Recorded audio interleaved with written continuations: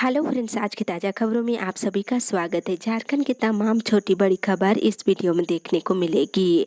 सबसे पहले बड़ी खबर, कर्मियों को तोहफा, कैबिनेट की बैठक में 24 प्रस्तावों को मिली मंजूरी। एक बड़ी खबर की मुख्यमंत्री हेमंत सोरेन की अध्यक्षता में मंगलवार को हुई कैबिनेट की बैठक में राजकर्मियों को तोहफा देते हुए मकान किराया भत्ता में 9 से लेकर 27% की बढ़ोतरी कर दी गई है। बढ़ा हुआ HR 1 जुलाई 2021 की तिथि से लागू हो जाएगी।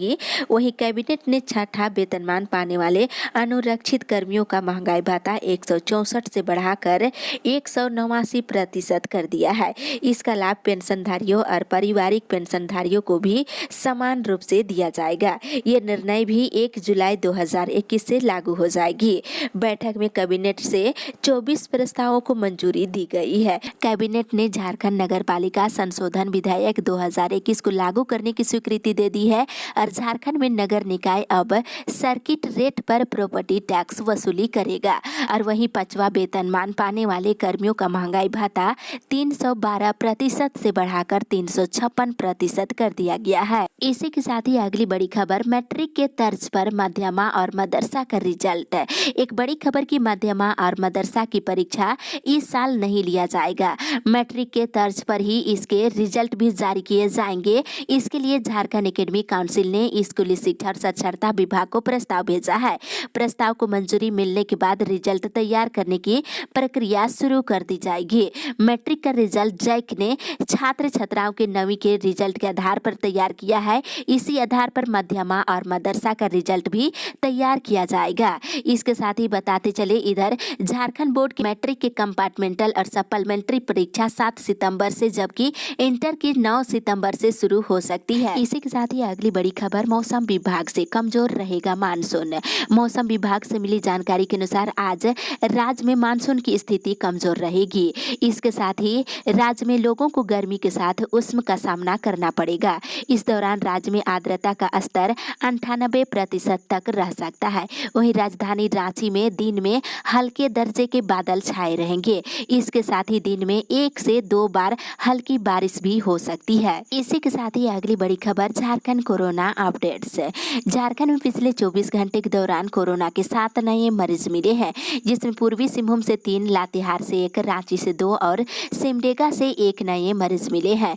वहीं पिछले 24 घंटे के दौरान 19 मरीज स्वस्थ हुए हैं, जिसमें पूर्वी सिंहभूम से 2, गुमला से 1, हजारीबाग से 1, लातेहार से 1, लोहरदगा से 2, रामगढ़ से 1, रांची से 10 और पश्चिमी सिंहभूम जिले से 1 मरीज स्वस्थ हुए हैं। वहीं राज्य में एक्टिव केस की संख्या घट करके 153 हो गई है, जिसमें बोकारो में 1, धनबाद में 12, दुमका में 1, पूर्वी सिंहभूम में 10, गिरिडीह में 2, गोड्डा में 3, गुमला में 1, हजारीबाग में 1, जामताड़ा में 11, खूंटी में 7, कोडरमा में 2, लातेहार में 2, लोहरदगा में 13, पाकुड़ में 1, रामगढ़ में 6, रांची में 81, साहेबगंज में 2, सरायकेला में 6 और पश्चिमी सिंहभूम जिले में 3 एक्टिव केस है। इसी के साथ ही अगली बड़ी खबर, दलीय आधार पर नहीं चुने जाएंगे नगर निकाय के प्रमुख। एक बड़ी खबर की राज्य में अब नगर निकायों के प्रमुखों की चुनाव दलगत आधार पर नहीं होंगे।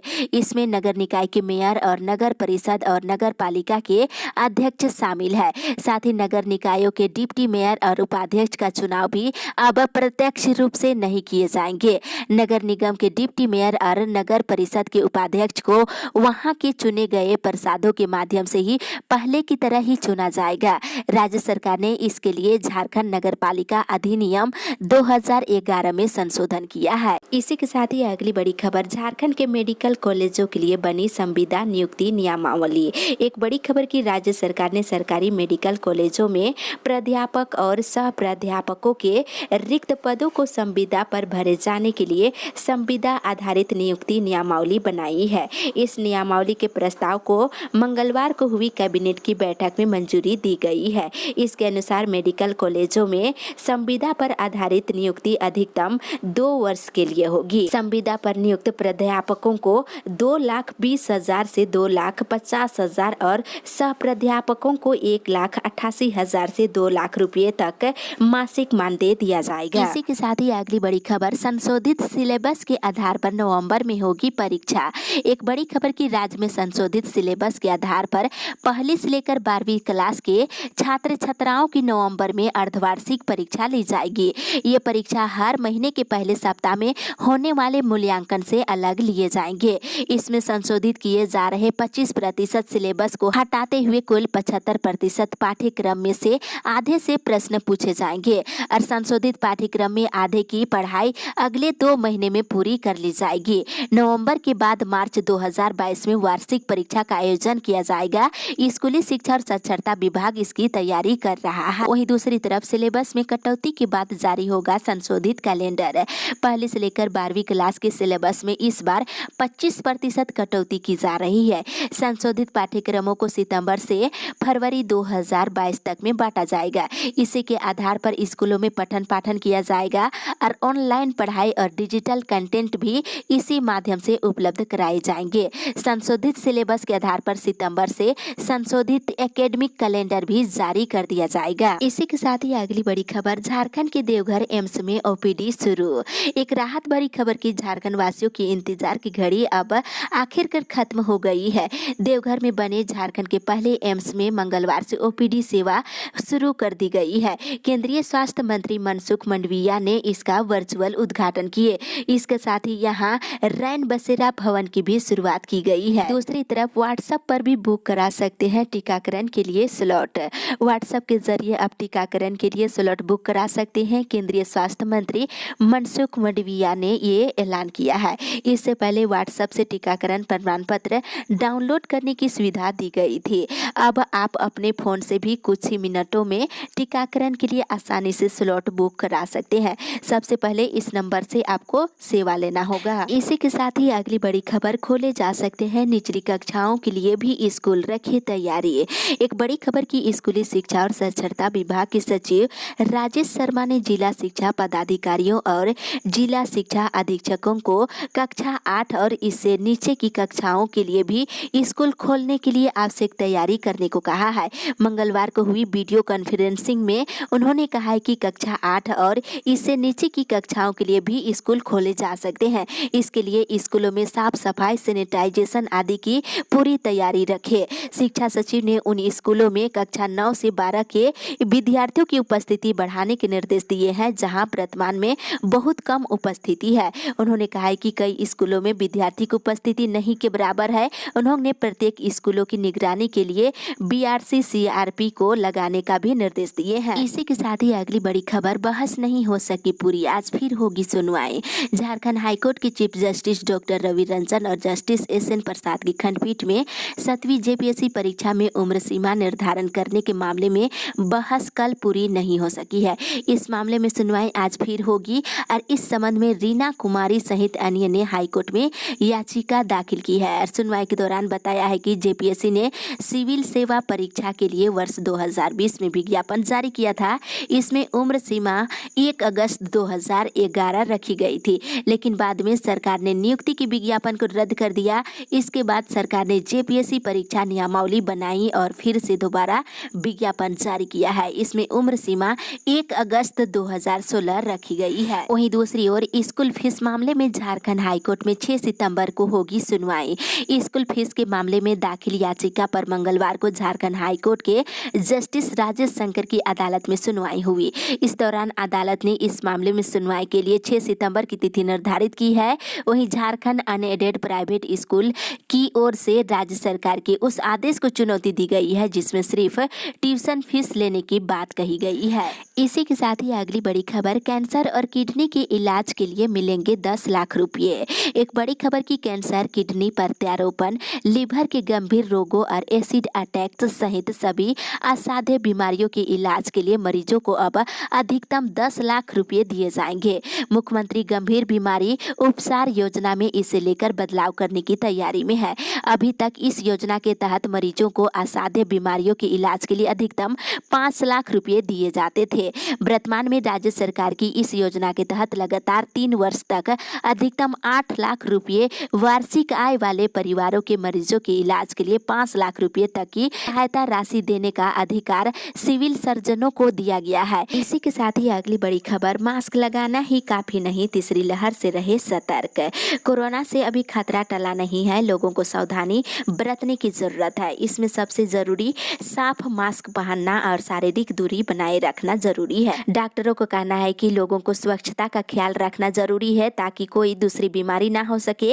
और कोरोना काल में सैकड़ों कोविड केस के मामले को देखने वाले डॉक्टर अभिषेक कुमार रामधीन बताते हैं कि सिर्फ मास्क लगाना ही काफी नहीं है, जरूरी है कि मास्क भी साफ होना चाहिए। अगर मास्क साफ नहीं है तो इसे लगातार लगाया जा रहा है तो कोविड के साथ साथ ब्लैक फंगस के फैलने का खतरा सबसे अधिक बढ़ सकता है। वहीं दूसरी तरफ तेजी से होगा चिन्हितीकरण का कार्य। झारखंड आंदोलनकारी चिन्हितीकरण आयोग के अध्यक्ष दुर्गा उरांव से हिनू स्थित कार्यालय में जाकर झारखंड आंदोलनकारी राम सहाय सिंह मुंडा ने मुलाकात किया है। साथ ही मुंडा ने आंदोलनकारियों के चिन्हितीकरण के कार्यों में हो रही देरी के मामले को लेकर चिंता जाहिर किया है। आयोग के अध्यक्ष उरांव ने स्पष्ट कहा है कि चिन्हितीकरण का कार्य तेजी से किया जाएगा। इसी के साथ ही अगली बड़ी खबर, एम्स में तृतीय और चतुर्थ वर्ग में स्थानीय युवाओं को मिले रोजगार। इधर एम्स ओपीडी के शुभारंभ के अवसर पर मुख्यमंत्री हेमंत सोरेन के प्रतिनिधि के रूप में मंत्री हफीजुल हसन ने अपने संबोधन में कहा है कि बाबा बैद्यनाथ की नगरी और बिरसा मुंडा की धरती पर एम्स की शुरुआत की गई है। उन्होंने कहा है कि एम्स में तृतीय और चतुर्थ वर्ग की नियुक्तियों में 75% यहाँ के स्थानीय युवाओं को रोजगार का लाभ मिले। साथ ही जिस परिवार का जमीन अधिग्रहण हुआ है उस परिवार को प्राथमिकता के आधार पर नियुक्ति देने की मांग किए हैं। इसी के साथ ही अगली बड़ी खबर, आदिवासियों के हक को लेकर आदिवासी संगठन की हुई बैठक। आदिवासी संयुक्त सामाजिक संगठन के द्वारा सिमडेगा जिले में विभिन्न संगठनों से आए सामाजिक प्रतिनिधियों के साथ CNT को लेकर बैठक हुई है। आदिवासी संगठनों ने इस एक्ट में कई चीजों के बदलाव की मांग की है। इस पर चर्चा करते हुए संगठनों ने फैसला लिया है कि वे 7 सितंबर को अपने क्षेत्र में बैनर पोस्टर के साथ चौक चौराहों पर जमकर प्रदर्शन करेंगे। और संयुक्त आदिवासी सामाजिक संगठन ने जो मांगे रखी है उसमें CNT एक्ट में थाना क्षेत्र की वैधता को समाप्त करने की बात कही है। इसी के साथ ही अगली बड़ी खबर, मोर्चा ने शिक्षा मंत्री का घेराव किया रद्द। झारखंड राज्य वित्त रहित शिक्षा संयुक्त संघर्ष मोर्चा ने कोरोना संक्रमण को देखते हुए अपनी विभिन्न मांगों को लेकर 5 सितंबर को शिक्षा मंत्री का घेराव स्थगित कर दिया है। इसके स्थान पर राज्य के सारे शिक्षक अपने स्कूल कॉलेज के आगे उपवास पर बैठकर विरोध प्रदर्शन प्रकट करेंगे। बैठक में सभी की सहमति से फैसला लिया गया है कि मोर्चा शिक्षक दिवस नहीं मनाएगा क्योंकि कोरोना वायरस में शिक्षक आर्थिक तंगी से मर रहे हैं। दूसरी तरफ बैंक खाते से आधार लिंक नहीं होने से 38,000 से अधिक छात्रों को नहीं मिली छात्रवृत्ति। रांची जिले की स्कूलों में पहली से लेकर 10वीं कक्षा में पढ़ने वाले विद्यार्थियों को कल्याण विभाग की ओर से छात्रवृत्ति दी जाती है। छात्रवृत्ति ST SC OBC विद्यार्थियों को दी जाती है, लेकिन 38,000 से अधिक ऐसे छात्र हैं जिन्हें छात्रवृत्ति नहीं मिल सकी है। उन्हें 1 वर्ष और इंतजार करना पड़ेगा। और पिछले वित्तीय वर्ष में इन सभी विद्यार्थियों के बैंक खाते आधार कार्ड की संख्या से लिंक नहीं किया गया है। पिछले वित्तीय वर्ष में इन सभी विद्यार्थियों के बैंक खाते को आधार कार्ड के नंबर से सीडिंग नहीं किया गया है, इसलिए विभाग से मिलने वाली छात्रवृत्ति का भुगतान नहीं हो सका है। राज्य के हर जिले में ऐसे मामला देखने को मिल रहा है। वहीं दूसरी तरफ विद्यार्थी भटकने को है मजबूर। कई विद्यार्थी खाते में स्कॉलरशिप की राशि नहीं पहुंचने से जिला कल्याण कार्यालय पहुंच रहे हैं, लेकिन उनकी समस्या का निराकरण नहीं हो पा रहा है। उन्हें बताया जा रहा है कि आधार लिंक नहीं होने के कारण ये समस्या हो रही है। उन्हें संबंधित प्रखंड कल्याण पदाधिकारी, प्रखंड शिक्षा प्रसार पदाधिकारी और जिला अग्रणी बैंक के प्रबंधक से संपर्क करने को कहा जा रहा है। विद्यार्थी एक जगह से दूसरी जगह भटकने को मजबूर है। इसी के साथ ही अगली बड़ी खबर, NSUI ने टेक्निकल यूनिवर्सिटी में की तालाबंदी। कांग्रेस छात्र संगठन झारखंड NSUI के प्रदेश उपाध्यक्ष इंद्रजीत सिंह के नेतृत्व में झारखंड के विभिन्न डिप्लोमा कॉलेज के विद्यार्थियों ने अपनी मांगों को लेकर टेक्निकल यूनिवर्सिटी में तालाबंदी की और धरना प्रदर्शन किए हैं। मंगलवार को कुलपति के साथ बैठक के बाद संघ के छात्रों ने बैकलॉग विद्यार्थियों को प्रमोट करने या ऑनलाइन परीक्षा लेने को लेकर प्रदर्शन किए हैं। वहीं लगभग 5,000 से ज्यादा ऐसे छात्र छात्राएं हैं जो बैकलॉग के चलते डिग्री नहीं ले पा रहे हैं। इसी के साथ ही अगली बड़ी खबर, रिटायर्ड कोयला कर्मियों को अब बाहर से खरीदी गई दवा का भी मिलेगा पैसा। एक राहत भरी खबर की सेवानिवृत्त कोयला कर्मियों को अब कोल इंडिया के अस्पताल में इलाज के दौरान बाहर से खरीदी गई दवा के लिए भी राशि का भुगतान किया जाएगा। कोल इंडिया से सेवानिवृत्त कर्मियों के CPRMS के बोर्ड ऑफ ट्रस्टी की मंगलवार को रांची स्थित बीसीसीएल मुख्यालय में हुई बैठक में इस पर सहमति बनी है। यूनियन की ओर से सीपीआरएमएस को कैशलेस कर 8 लाख से ज्यादा करने की मांग की गई है।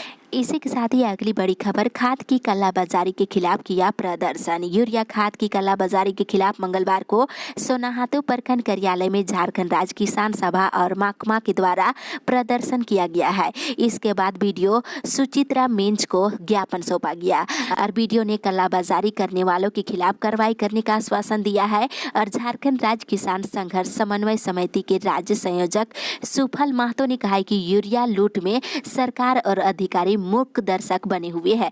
300 रुपये की यूरिया खाद आज 600 रुपये में बेची जा रही है। वहीं दूसरी तरफ गुमला जिले में धारा 144 लागू। बसिया प्रखंड क्षेत्र के मोरेंग पंचायत के रायकेरा मतर डेंगा मैदान में फुटबॉल मैच के दौरान हुए विवाद के बाद दो पक्षों के बीच जमकर मारपीट और आगजनी की घटना के बाद पतुरा और किंदरकेला में प्रशासन ने धारा 144 लागू कर दी है। इसी के साथ ही अगली बड़ी खबर, पहली बार आरपीएफ जवानों को मिलेगी कैंटीन की सुविधा। एक बड़ी खबर की रांची रेल मंडल के रेलवे सुरक्षा बल के जवानों को पहली बार आर्मी अर्धसैनिक बल की तरह ही कैंटीन की सुविधा दी जाएगी, जहां से वे रियायती दर पर सामान खरीद सकेंगे। कैंटीन की सुविधा गृह मंत्रालय सेंट्रल पुलिस कैंटीन पॉलिसी के तहत शुरू की जा रही है। कैंटीन का शुभारंभ 20 सितंबर को आरपीएफ की स्थापना दिवस पर किया जाएगा। ये कैंटीन रांची में बिरसा चौक स्थित आरपीएफ बैरक परिसर में शुरू किया जा रहा है। यहाँ शराब छोड़ करके खान पान, इलेक्ट्रॉनिक, साबुन, तेल सहित अन्य दैनिक जरूरत के सामान उपलब्ध रहेंगे। और आर्मी के तर्ज पर कैंटीन पास भी बनाया जाएगा, जिसके आधार पर निर्धारित कोटा में लोग आवश्यक सामग्री खरीद सकेंगे। इस कैंटीन सेवा का लाभ सेवानिवृत्त आरपीएफ कर्मी भी उठा सकते हैं। रांची एयरपोर्ट में नए तरीके से शुरू होगी सामान की जाँच। दिल्ली, मुंबई जैसे मेट्रो बड़े शहर की एयरपोर्ट की तरह ही रांची स्थित एयरपोर्ट में स्क्रीनिंग की नई तकनीक और सुविधा की शुरुआत की जा रही है। इसको लेकर प्रक्रिया शुरू कर दी गई है, जिसके तहत बिरसा मुंडा एयरपोर्ट में आने वाले दिनों में इनलाइन बैगेज स्क्रीनिंग सिस्टम से विमान यात्रियों के सामानों की जांच की जाएगी।